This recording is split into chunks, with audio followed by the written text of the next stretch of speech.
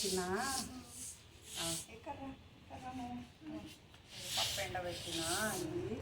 నువ్వులు కూడా ఎండబెట్టిన ఇక్కడ నువ్వులు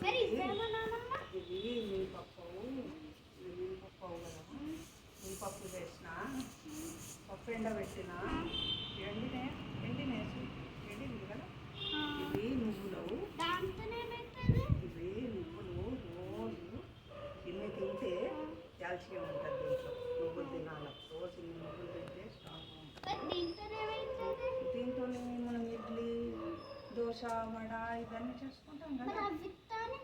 వీటితోనే వడలు చేసుకుంటాము ఇడ్లీ చేస్తాము దోశ చేస్తాము అన్నీ చేస్తాం కదా